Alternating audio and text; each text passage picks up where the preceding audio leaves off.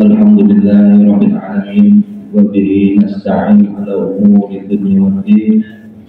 Wassalatu wassalamu ala asyrafil anbiya'i wal mursalin sayyidina wa maulana Muhammadin wa ala alihi wa sahbihi ajma'in. Alhamdulillah, mari kita senantiasa tidak henti-hentinya mengucapkan syukur kepada Allah Subhanahu wa taala. Bismillahirrahmanirrahim. Assalamualaikum warahmatullahi wabarakatuh. Alhamdulillah alladzi alafa baina qulubina fa asbahna bi ni'matihi ikhwana. Asyhadu an la ilaha illallah wahdahu la syarika lahu wa asyhadu anna Muhammadan 'abduhu wa rasuluhu la nabiyya ba'dahu. Assalamualaikum warahmatullahi Waalaikumsalam. Alhamdulillahilladzi anzala 'ala 'abdihi al-kitaba wa lam yaj'al lahu 'iwaja qayyiman liyunzira ba'san shadidan min ladunhu wa yubashshira al-mu'minina alladhina ya'maluna as-salihati anna lahum ajran hasanan makithina fihi abada.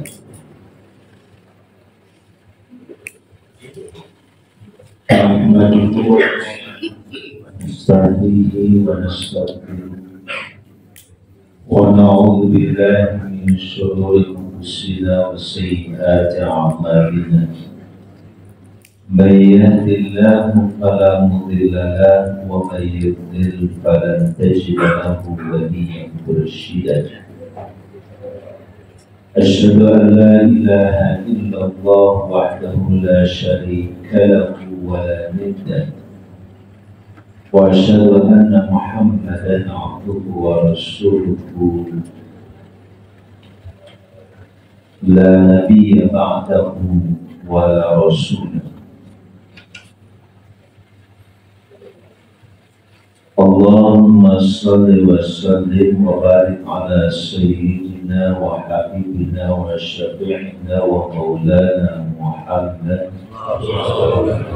Muhammadin al-Mustafa wa ala alihi wa sahbihi wa man tabi'ahum bi ihsanin ila yaumil jazaa wa ba'd.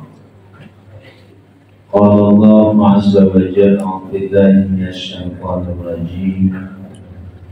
Bismillahirrahmanirrahim. Ya ayyuhalladzina amanu taqullaha haqqa tuqatih wa la tamutunna illa wa antum muslimun. Sadaqallahul azim. Ibadallah, usi nafsi wa iyyakum bi taqwallah faqad faza muttaqun. Allah jamaah subuh beli ya, kelurahan Deji, Kecamatan Deji, Kota Depok. Wabil khusus tentu saja seluruh pengurus DKM yang saya muliakan, para alim ulama dan juga umara yang hari ini hadir bersama kita, guru kita Ustaz apa? Saya biasa manggil Pak Putra aja, ya. Saya nama-nama dari HM Yusuf Putra, ya. Yang sah, saya enggak sah. Yang sah. Doa saya untuk seluruhnya dan biasa saya sampaikan, yang sangat kita perlukan adalah hafizahullah. Mudah-mudahan seluruhnya dijaga dan dilindungi Allah Subhanahu wa Ta'ala. Kenapa saya belakangan mewiridkan, membiasakan mendoakan kalimat ini? Yang pertama, kita punya musuh yang tidak pernah bisa lari dari musuh tersebut.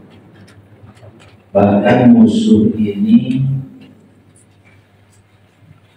diungkapkan oleh Allah dengan kalimat wa may ya'shu 'an dzikri rahmani nuqayyid lahu syaitan wa huwa lahu qarin. Siapa yang berpaling jauh dari zikir kepada Allah Ar-Rahman, yang paling utama dari zikrul rahman itu adalah kitabullah. Karena konsep untuk berzikir yang benar, yang baik, yang sempurna itu dan komprehensif itu adalah Al-Quran.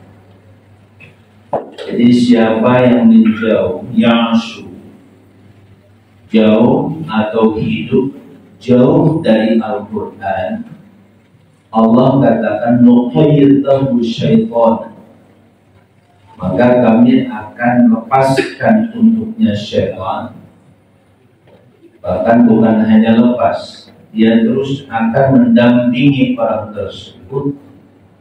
Wa huwa lahu qarin, dan syaitan itu nanti jadi qarin terhadap orang tersebut. Gitu ya, bagi guru kita qarinnya itu luar biasa.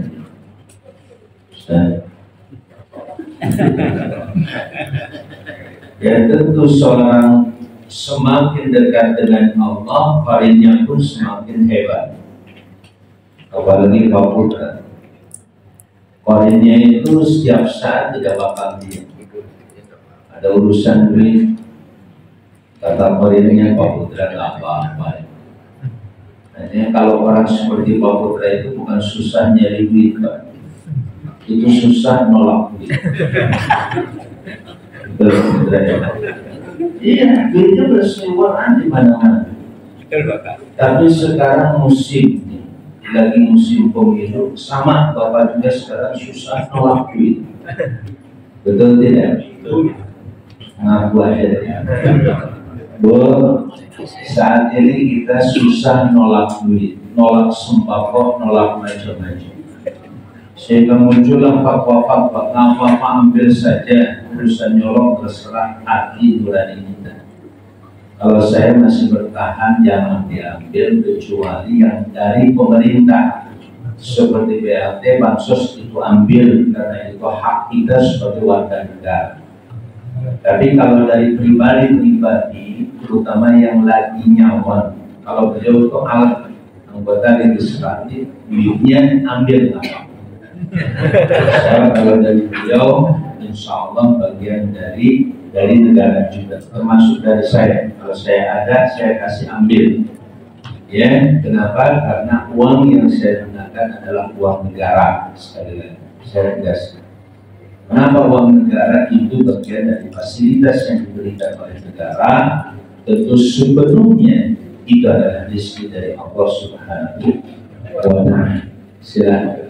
Tapi kalau yang baru nyalek duitnya dari pribadi, kalau dia mungkin maksud apa, alhamdulillah. Makanya tanya dulu, ya, dia bukan nyalek, saya baru nyalek Pak. Ya udah kalau gitu, ya kalau dia mau infak tanya, ini infak sedekah atau ingin dicolong?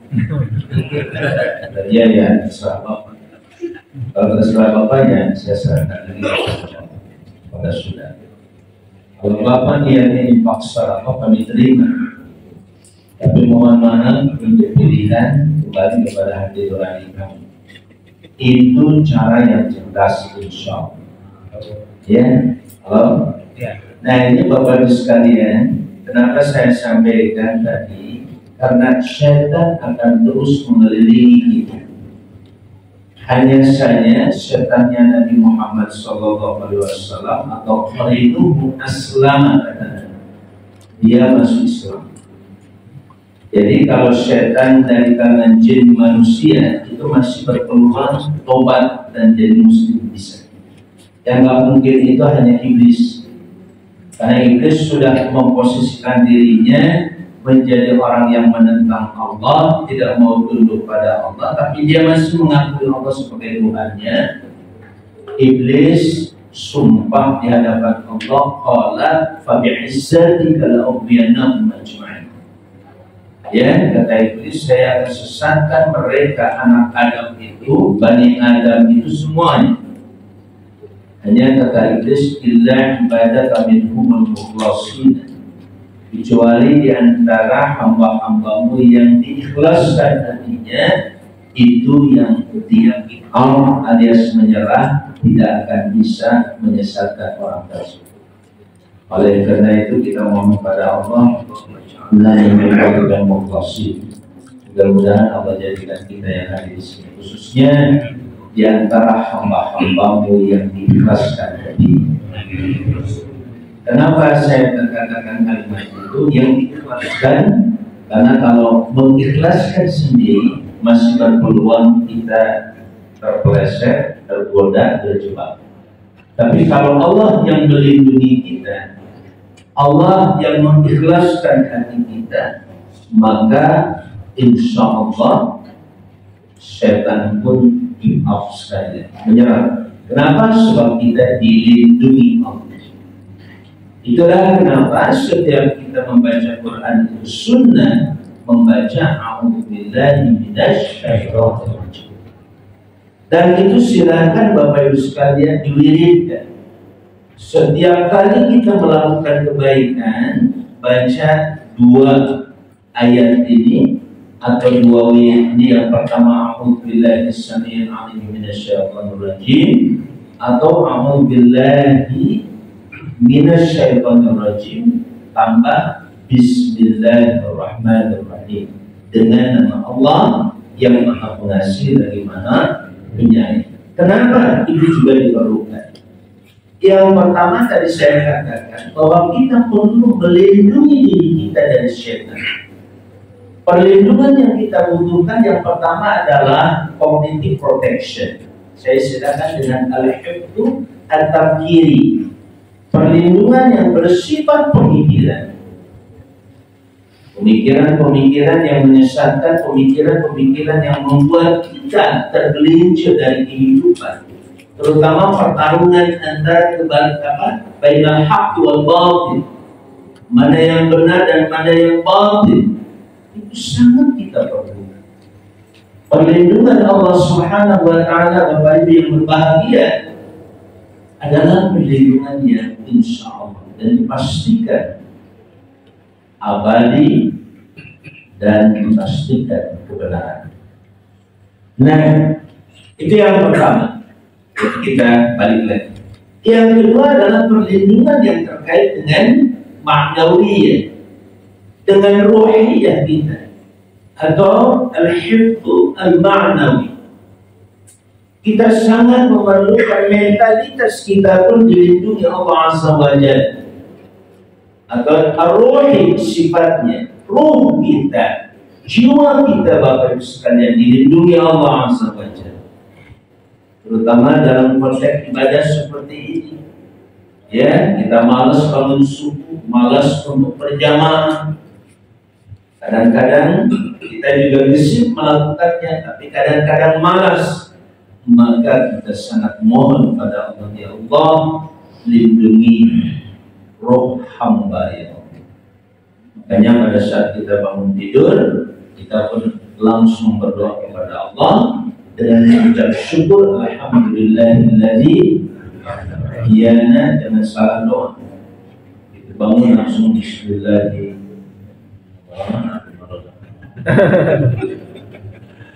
Ya, itu jangan salah doa. Begitu bangun doanya masih doa mau tidur, itu tidur lagi. Ya, pakai doa yang tadi. Ahyana, segala puji bagi Allah yang telah menghidupkan kami. Ba'dama amatana, setelah Dia matikan kami sejenak, kayak lampu. Kalau kita mau tidur kita matiin, strumnya masih ada enggak? Arusnya masih ada atau tidak? Sama, arus kita dengan ruh kita masih ada dan masih nyambung. Hanya oleh Allah dimatikan sebentar.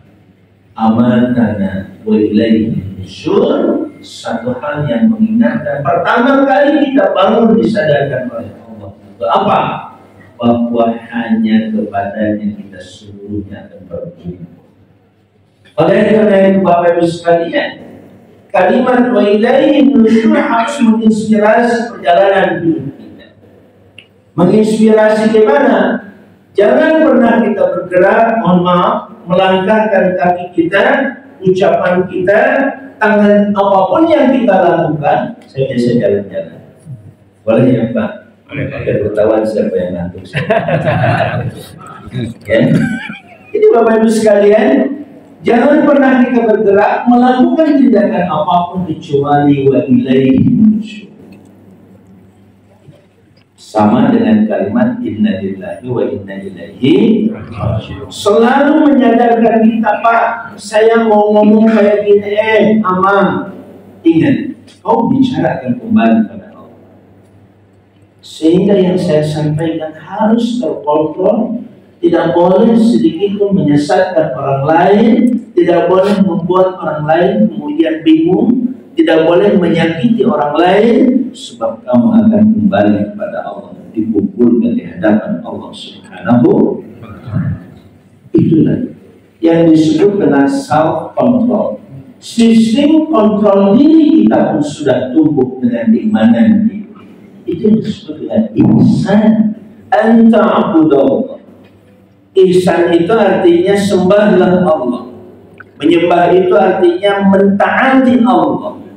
Tidak ada satupun tindakan dan perbuatan kita kalau ini disebut itu ibadah, niatkan sepenuhnya dalam rangka taat pada Allah. Ibu ngapain pagi-pagi goreng nasi? Goreng nasi buat siapa?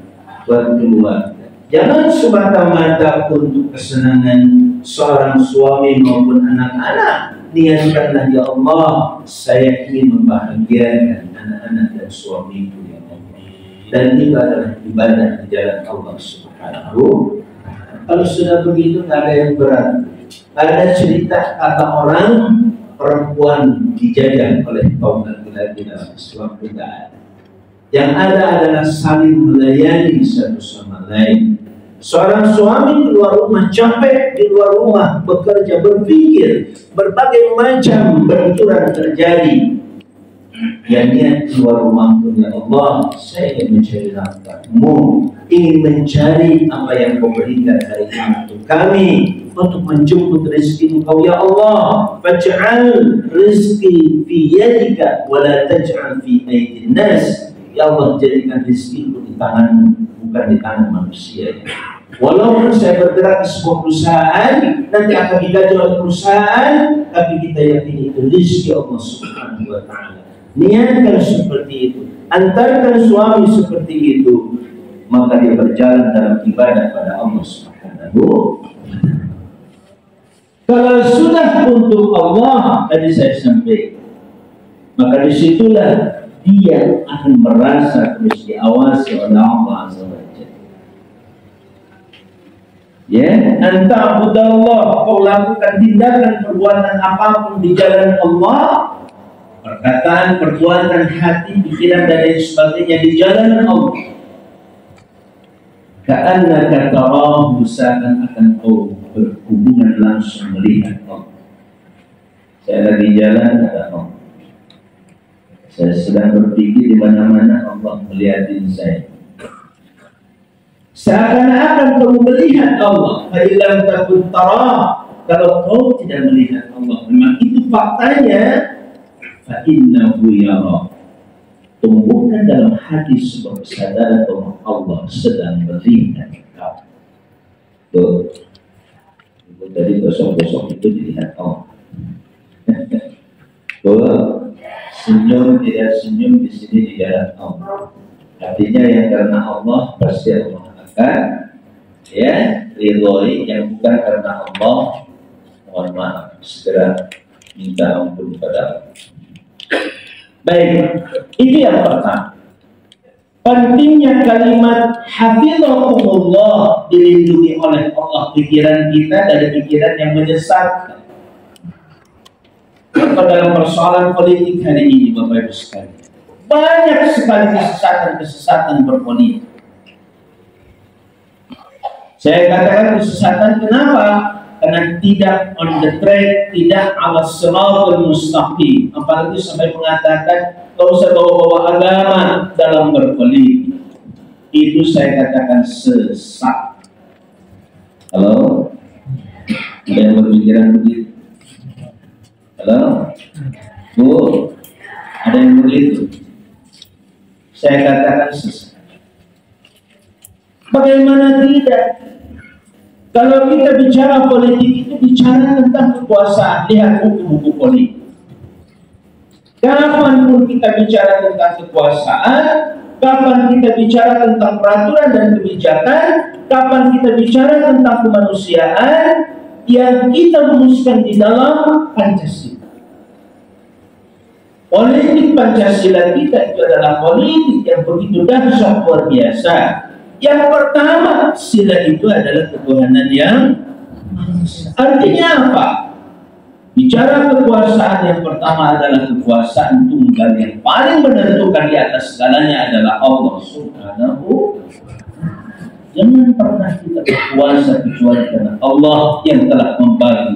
Qulillahumma malikal mulk tu'til mulka man tasha wa tanzu'ul mulka mimman tasha wa tu'izzu man tasha wa tudhillu man tasha biyadikal khair innaka 'ala kulli syai'in qadir.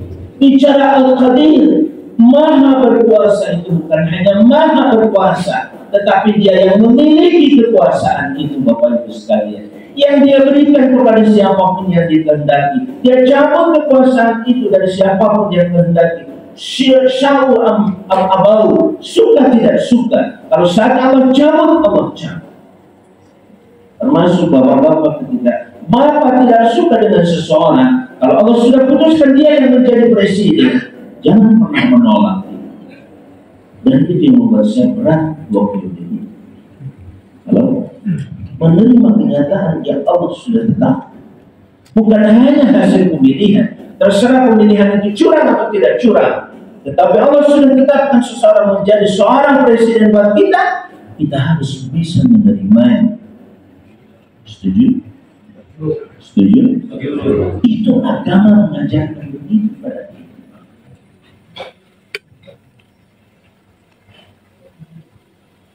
Oleh karena itu prosesnya yang harus kita jaga kembali, supaya dalam proses ini kita bisa mengatakan kepemimpinan sesuai dengan yang kita harapkan dan diberikan taufik oleh Allah Subhanahu.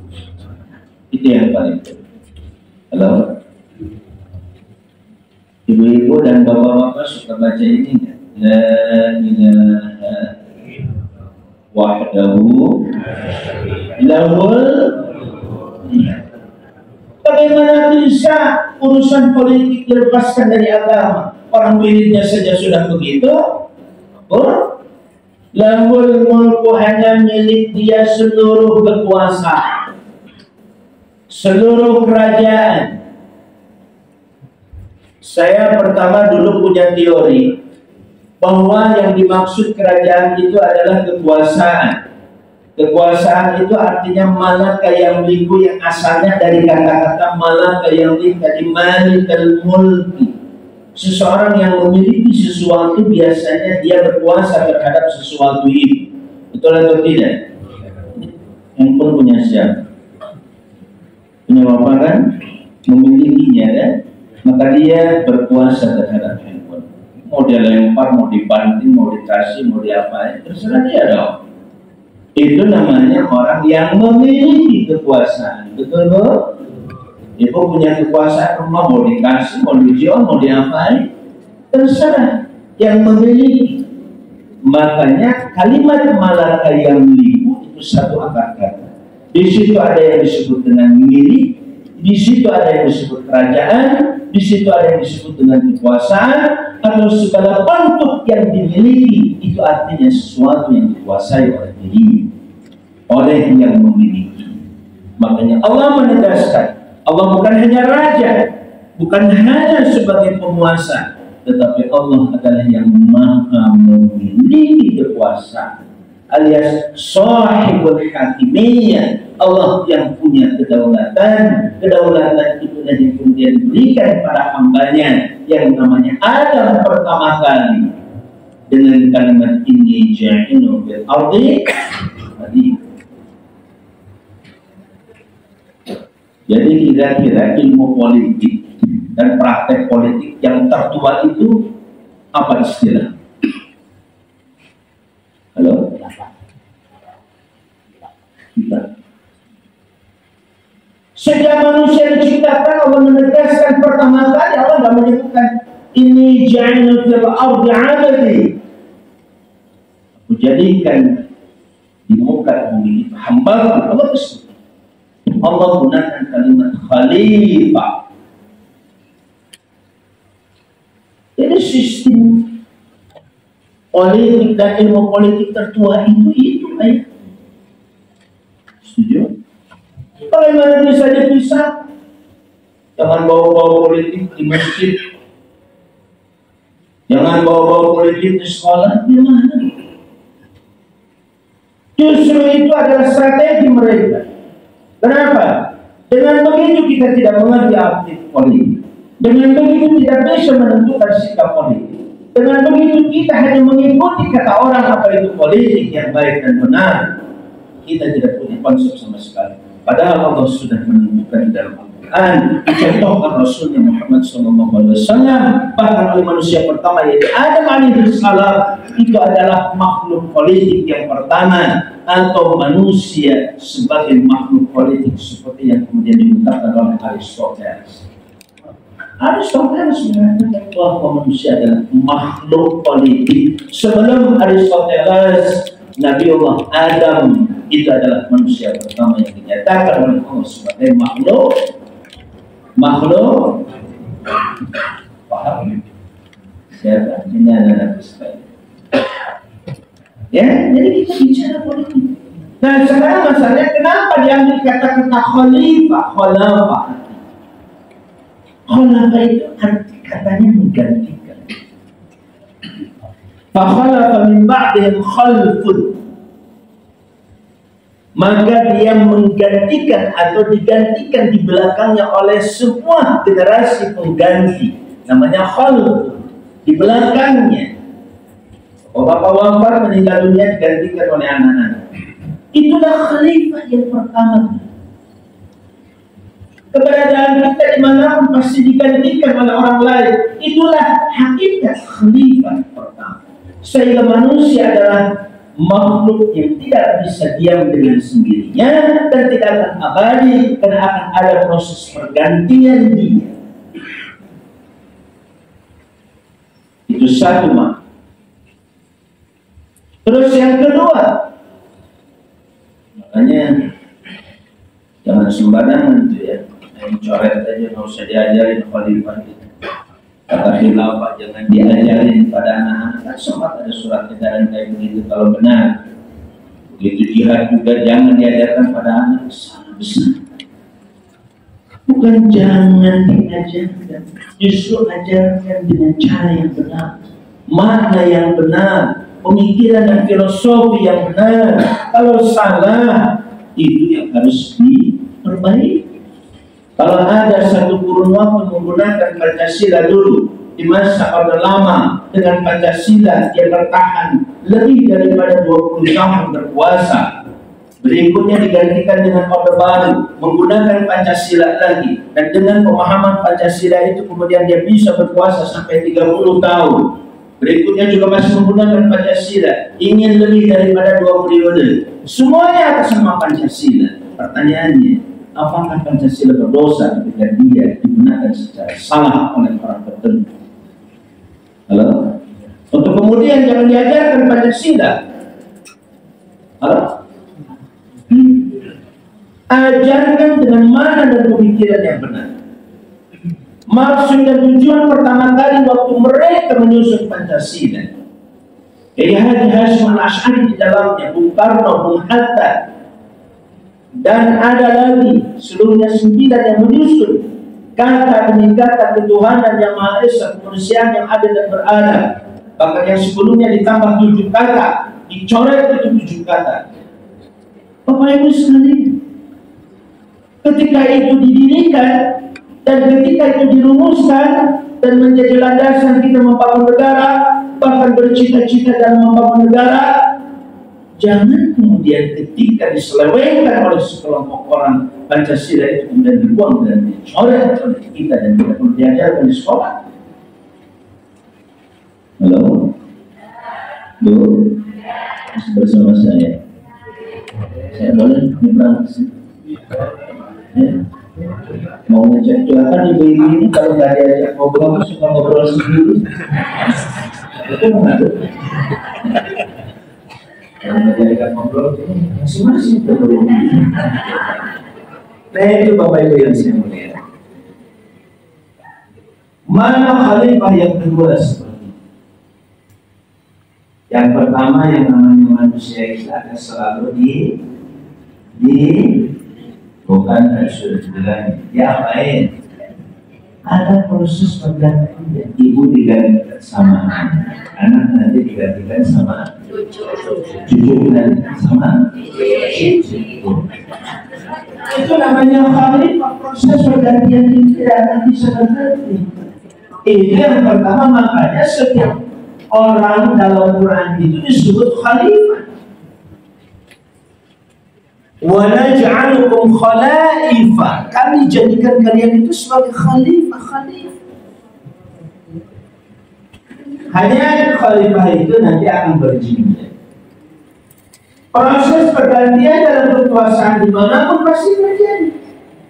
Ibu-ibu misalkan punya anak hari ini, begitu bapak dibawa mati, tugasnya ke siapa? Karena yang menggantikan kita. Dulu yang menguasai harta itu rumah ini adalah atas nama ibu siapa namanya? Ibu Bumin.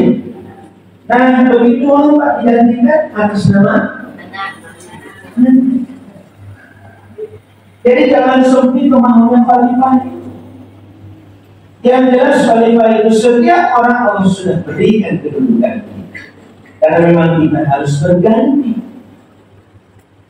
Di samping yang sering kali kita dengar Bapak Ibu sekalian, khalifah itu menggantikan, bukan menggantikan Allah, tapi menggantikan beberapa tugas yang diberikan oleh Allah kepada kita semuanya untuk mengelola dan mengolah bumi. Bapak punya berapa hektar? 1 hektar ya. Nah itu artinya Allah berikan amanat kepada Bapak untuk mengelola yang 1 hektar. Mau diapain itu yang 1 hektar? Dikelola dengan saya mohon maaf Bu, ada lahan 1 meter di rumah nganggur, itu akan ditanya kenapa hektar nganggur? Apalagi 1 hektar nganggur. Tanah kosong itu ditanya oleh Allah. Itu tetangga ada yang gak punya rumah, kamu punya tanah 1 hektar, tadi kelola, gak dikasih ke dia, kenapa? Izin ini masa sampai dia meninggal. Itu ditanya. Umaladus alumna yaumedin. Punya tanah nikmat gak? Pak, punya tanah nikmat? Tapi itu semua akan kita. Punya tangan nikmat nggak? Dan ditanya, itu waktu 14 Februari jangan dikira tidak ditanya. Nomor 11. Ini tangan semuanya. Kalau bohong, nanti di hari kiamat begitu ditanya, tanggal 14 Februari nyoblos siapa? Nyoblos ini, mohon. langsung ditutup mulutnya, tangan bicara.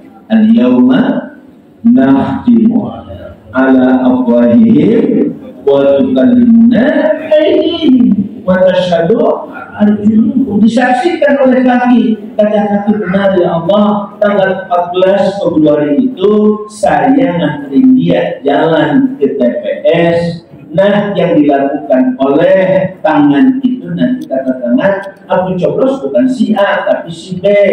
Kenapa? Semuanya akan dimintai pertanggungjawaban. Itulah agama. Kalau ngerti agama rugi kita. Kalau nanti semuanya akan ditanya atas nama agama, bukan atas nama negara. Sebab salah satu pertanyaan di alam kubur apa? Ya, man rabbuka wa man nabiyuka wa ma imamuka, yaitu Al-Quran, dan tadi wa ma dinuka. Dapat ditanya wa ma daulatuka, apa negara enggak, mau Indonesia, mau Jepang, mau Amerika, enggak bakal ditanya. Yang Allah tanya adalah apa agama. Percaya?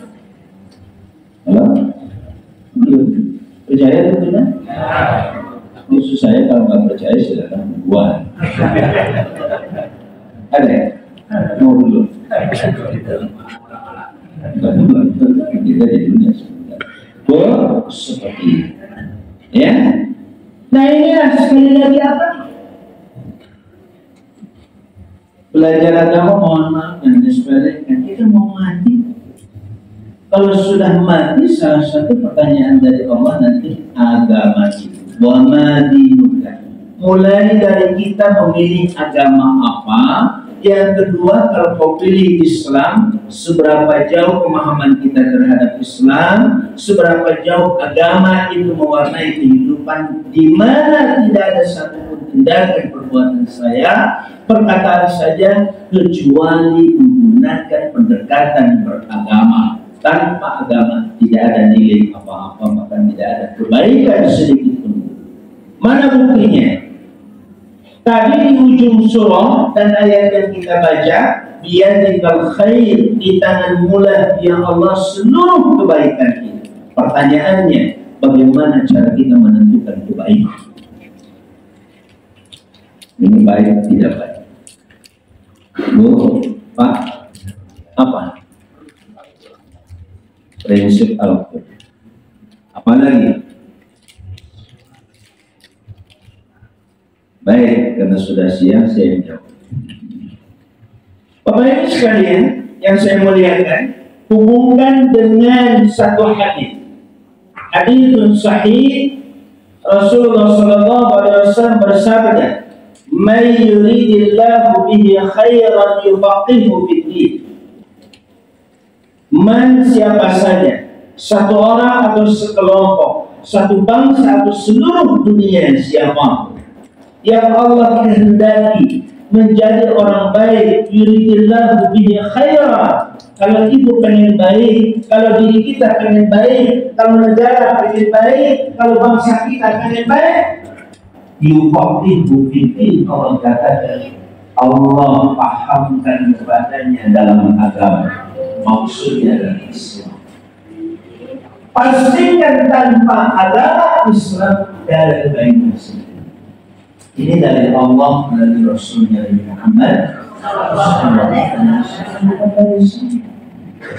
Jadi ibu, pertanda bahwa Allah ingin memperbaiki seseorang dan umat, Allah pahamkan kepadanya agama.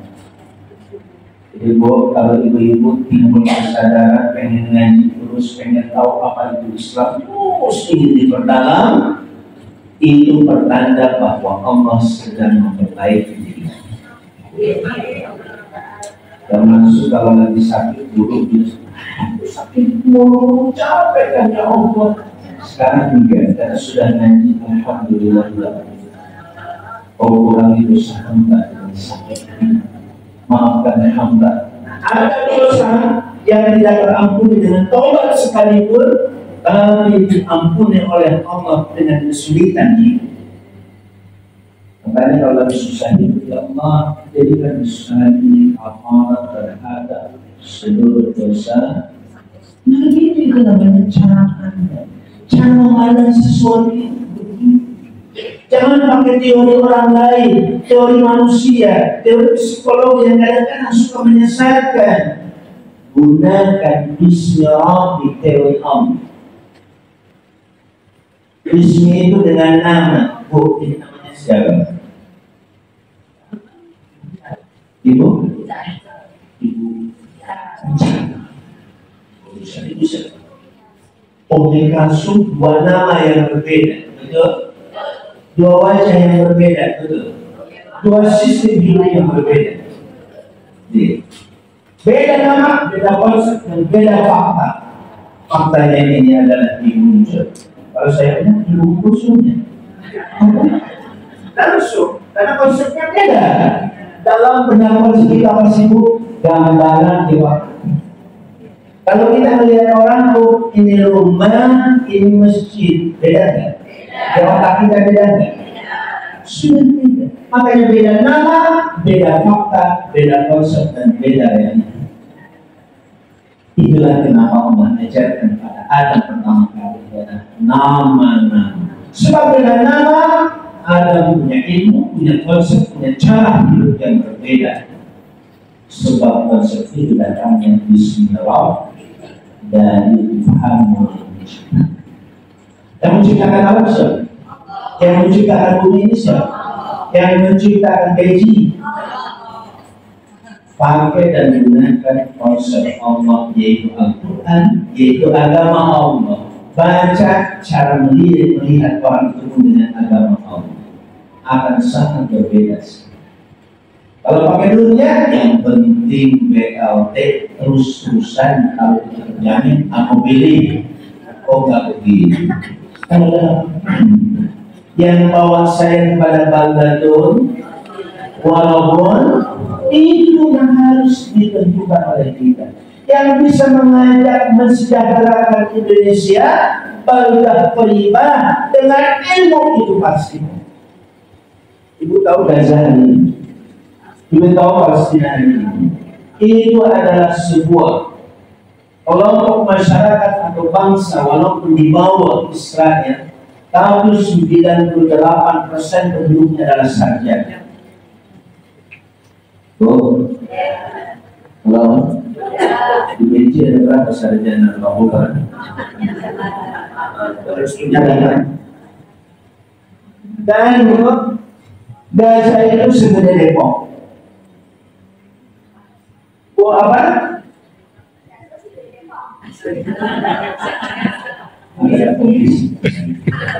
Jadi Gaza itu cuma segede Depok. Penduduknya sekitar 2 jutaan biasa. Tapi kalau Palestina kurang lebih sekitar 15 juta.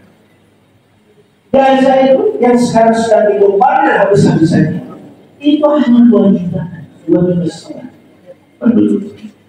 Tapi mereka rata-rata sarjana. Kita punya Depok, ini Pak Putra pesan. Kalau Pak Putra nanti jadi wali kota, akhirnya satu aja sarjana seluruh penduduknya. Kenapa? Sebab pendidikan itu yang bisa merubah segalanya dengan izin Allah. Tanpa pendidikan, inilah kebodohan yang selama ini terus kita dibodohi. Kata orang Sunda, dibobolo oleh bantuan, ya, dibobolo oleh macam-macam sumbangan dan sebagainya. Kadang-kadang kita pun tidak bisa membedakan itu bantuan Allah atau bantuan seseorang.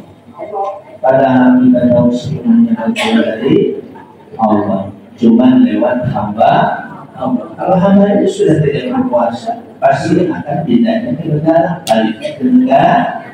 Siapapun yang membangun negara, asal kebijakannya benar, namanya bantuan pasti besar.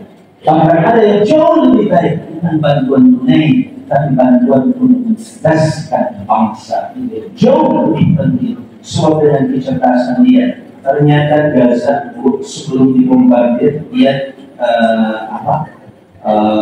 podcastnya siapa?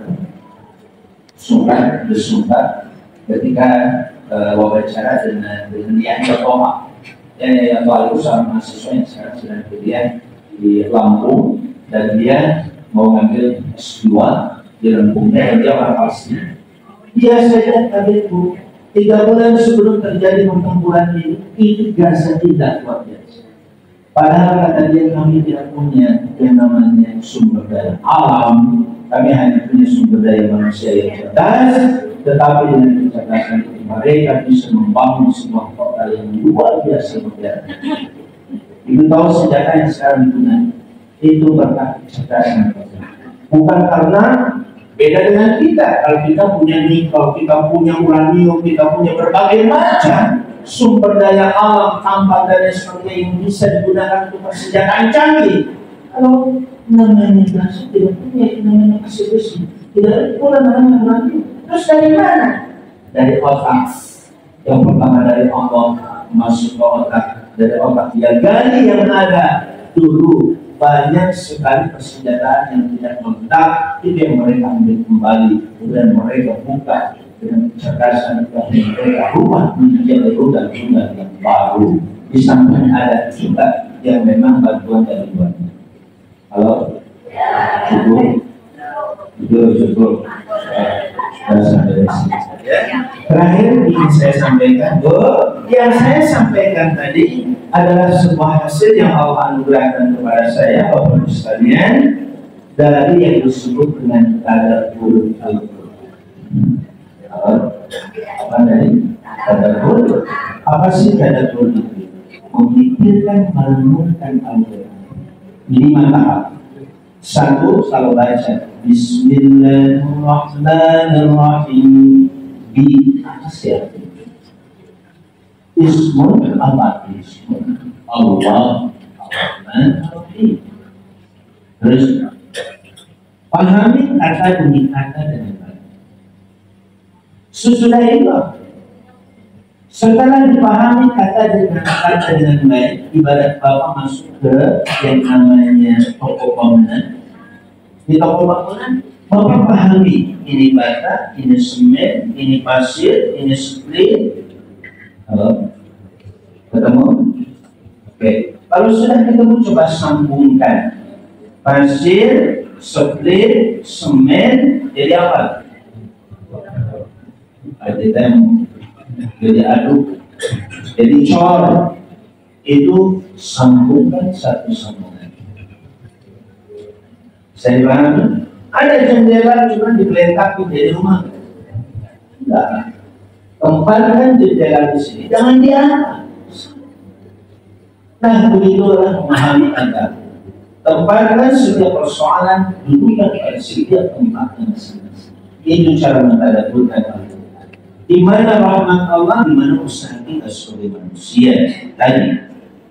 Itu yang kedua disebut dengan fiqhul munasabah. Pahami hubungan satu sama lain. Kalau saya bedah, kenapa kita perlu namanya munasabah? Karena itulah yang selalu kita cari dalam setiap riset pengetahuan kita. Siapapun di antara kita yang menjadi sarjana, kalau kuliah pasti salah satu tugas utama adalah penelitian, bukan?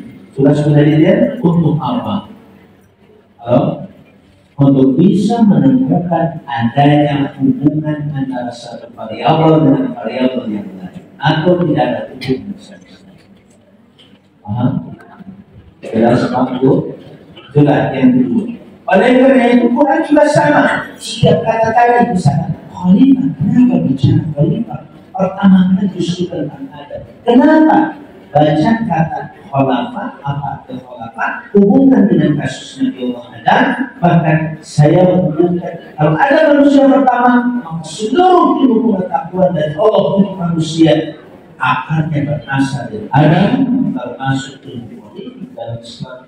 Pertama kali akarnya adalah Nabi Allah Adam alaihi salam. Kata berikut, Adam diperintahkan berupa bumi itu dengan apa? Dengan ilmu. Tanpa ilmu dia tidak bisa melakukan apa. Yang ketiga, Adam sebelum masuk ke bumi di transit dulu, bukan di hotel, bukan di Jakarta, di surga. tempat terbaik, peradaban terbaik dalam kehidupan manusia. Jadi Adam turun ke bumi tidak dengan pemikiran yang kosong, dia dengan ilmu, dengan tugas sebagai khalifah. Yang ketiga, Allah sudah berikan contoh membangun sebuah bangsa dan negara itu seperti Islam. Jelas? Ada salah satu referensi, ada salah satu banding. Studi bandingnya ada sebelum masuk ke dunia. Ini surga baik. Halo? Setuju? Setuju dengan dua ini? Jelas, tidak ada cerita manusia ini dan semuanya sudah berilmu, semuanya sudah beradaban dan ini. Ibu-ibu boleh berjiwa. Saya ingin ngobrol dengan bapak-bapak. Ya, terima kasih. Itu yang kedua. Yang ketiga, cari hidayah. Jadi kalau Bismillah ada petunjuk apa dari Allah? Bismillahirrahmanirrahim. Kenapa Bismillah selalu mendahului seluruh surah kecuali surah Taubah? Sedangkan simpulkan. Yang ketiga, fiqhul bid'ah. Dari ilmu itu kemudian dimanage pengetahuan itu sampai menghasilkan inovasi dan kreativitas. Jadi seorang yang berinteraksi dengan Quran harus kaya dengan inovasi dan kreativitas. Dia kita sama-sama Ramadan dengan tadabbur. Terakhir dari kreativitas itu apa puncaknya? Peradaban. Maka yang kelima, apa yang bisa kita sumbangkan setelah kita baca Quran dalam bentuk fiqhul bid'ah, pemahaman terhadap sebuah peradaban. Kalau Nabi Ibrahim, Nabi Adam tadi peradabannya surga secara singgung oleh Allah dalam Quran. Pelajari itu, jadikan ide gagasan kita membangun peradaban surga. Bukan peradaban fisik, tapi peradaban surga yang awal dengan mentalitas hati dan jiwa yang luar biasa. Seperti contoh Nabi Muhammad Sallallahu Alaihi Wasallam, contoh peradaban terbaik yaitu Madinah Munawwarah sana, keadilan yang merata, sebagaimana yang dilakukan keadilan semuanya. Itu saya mohon maaf kalau ada pesan yang kurang baik dari saya. Sekali lagi Bu, mohon maaf kepada semuanya Bu yang bisa saya mengulangkan. Kalau tidak terima kasih kemudian kita ada nama Amin. Allahumma billahi tayyib. Setelah itu, wassalamualaikum warahmatullahi wabarakatuh. Bismillahirrahmanirrahim.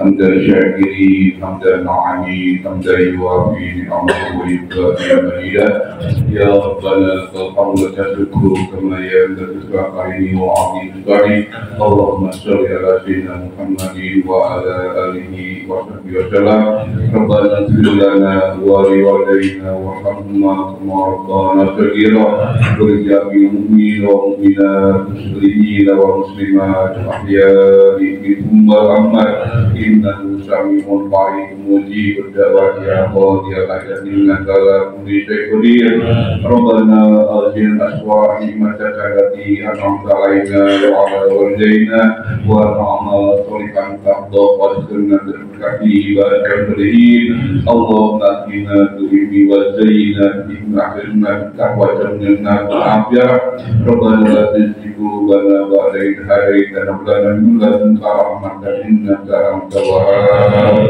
Sama-sama. Bismillahirrahmanirrahim. Subhanaka Allahumma wa bihamdika asyhadu an la ilaha illa anta astaghfiruka wa atubu ilaik. Rabbana atina fid dunya hasanah wa fil akhirati hasanah wa qina adzabannar wa adkhilna jannata ma'al aziz ya rabbal alamin. Wa sallallahu Muhammadin wa alihi wa sallam wa alamin. Assalamualaikum warahmatullahi wabarakatuh.